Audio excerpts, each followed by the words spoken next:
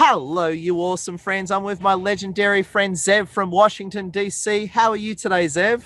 All good here. All good. Now, Zev, I'm honored to have you with us on the interview. Can you tell us a little bit about you and how you help couples and people win big? So I used to be this pretty much garden variety psychotherapist dealing with everything, that came through my door. And, one day, actually, I was in a plane explosion. And I had left my wife and daughter at home and headed for Florida. And my plane exploded on the runway. I had a bit of an epiphany about life and about what's important and about my relationship. That, I at that point was because we had just had a baby and we had trouble having it, that I had lost something. And that just popped me back. And I started working with couples after that. It just kind of evolved from that into working with couples. And I've been doing that for a long, long time, almost 27 years. So. Wow. Well, and tell me, I'm going to ask you a very easy on the surface, but probably difficult to answer question. But in short, how do you get couples back together and back on track? How do you do it, Zev? I think what I try to do is put them in a situation where they can start to regroup a little bit, to do some steps, work on themselves, because a lot of times they're blaming and what's wrong with my relationship instead of what's right with my relationship. So I ask them that, what's right with your relationship, to start there. Then to start breaking the ice. Relationships get all messed up and people, act like roommates, and they need to break the ice and get on record with a new message. I want this relationship to work. I'd like us to talk more. I'd like us to, hear, and then really take action. Hug like you mean it. Start embellishing your daily contact. If you looked at a couple's daily contact, they don't have a lot. So what you do have, you really need to embellish. So when you hug, you need to hug like you really mean it. You need to move those hands a little bit so that they understand that there's love coming from you. And it's not just some obligatory, kind of thing. And you have to put stuff on the calendar.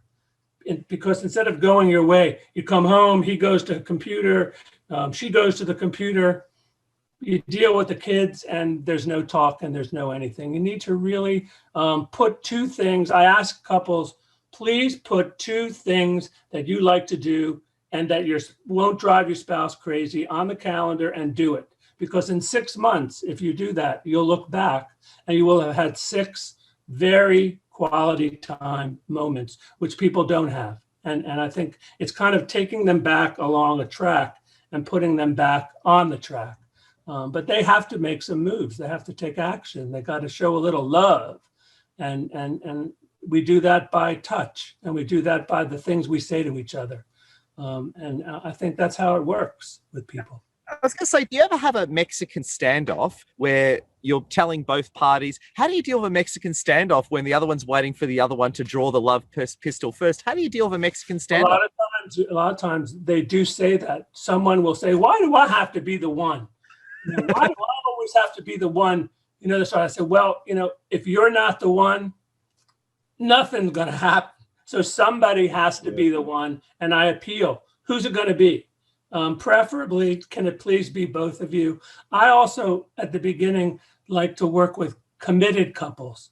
Working with one couple that's committed, one person, and the other person's not, it's a losing game. I did that for many years. People came with their problems. One of them really was coming for a formality.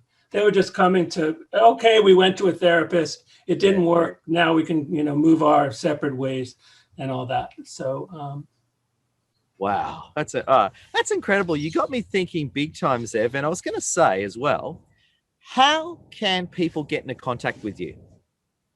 So there's lots of ways, but they can hit that Zev at zevhalpern.com.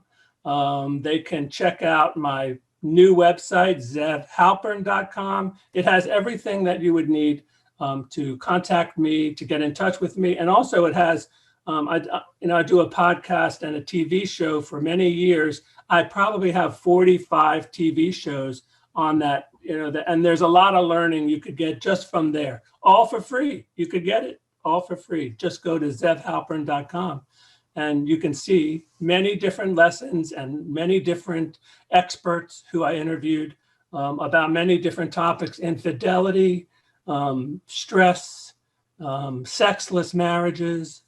It's all there. So, wow, incredible. And Zev, I just want to say thank you for your time. I want to give you the final thought and closing word. Can you leave us all with something to keep us all thinking?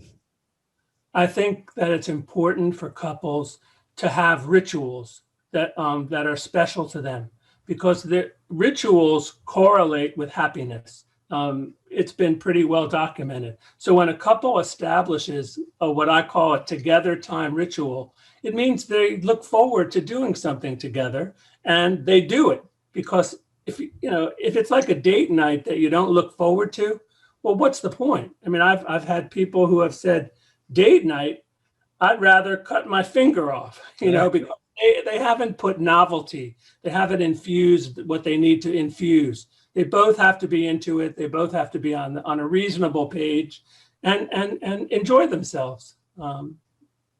I think that's so important for couples. And a lot of couples have no rituals. They don't do anything. They just kind of watch TV and do days drip into months and months drip into years. And then all of a sudden one of them goes, I'm unhappy, and rightfully so, because, what you put in, you get out of a relationship, and you got to listen and you got to talk.